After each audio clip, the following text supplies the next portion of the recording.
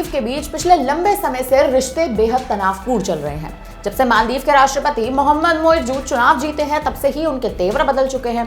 भारत के कट्टर दुश्मन चीन के करीब जाते जा रहे हैं और भारत के खिलाफ कट्टरवादी जहरीले बयान दे रहे हैं, और इसी के चलते मालदीव और भारत के बीच ये टेंशन का माहौल और बढ़ चुका है।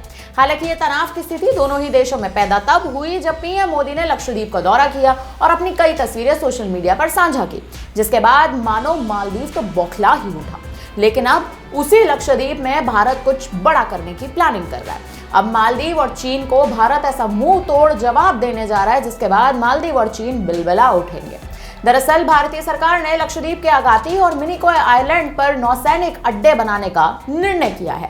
भारत का ये कदम लक्षद्वीप में भारतीय नौसैनिकों को मजबूती प्रदान करना है, और वहीं लक्षद्वीप में अब भारतीय सेना और मजबूती से काम करने लगेगी।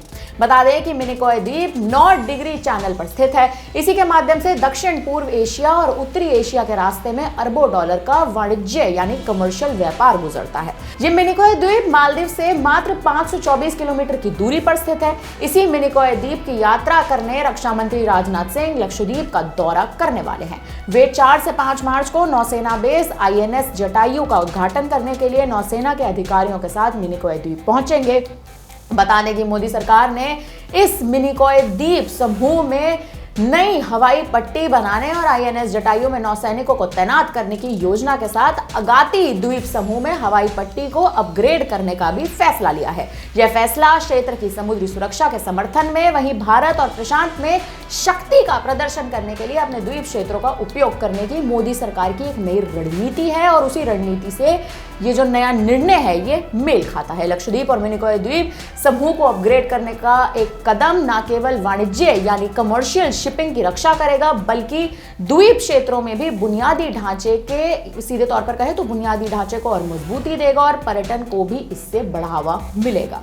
भारत का यह कदम मालदीव और चीन के लिए अब एक बड़ी हार के रूप में सामने आया है, क्योंकि अब चीन और मालदीव को कई बार ये सोचना होगा कि आखिर अब भारत से पंगा क्यों और कैसे ले। और सीधे तौर पर मालदीव ने जिस तरह से जहरीले बयान भारत के खिलाफ दिए थे, अब मालदीव को भी डर कर भारत से रहना पड़ेगा, क्योंकि भारत का अब एक कदम उनके लिए बेहद घातक साबित हो सकता है। फिलहाल अब इस खबर पर आप क्या कहेंगे, हमें कमेंट करके अपनी राय जरूर दीजिएगा। बाकी बड़ी खबरों के लिए बने रहिए हमारे साथ और देखते रहिए VK न्यूज। धन्यवाद। VK न्यूज, राष्ट्र के नाम।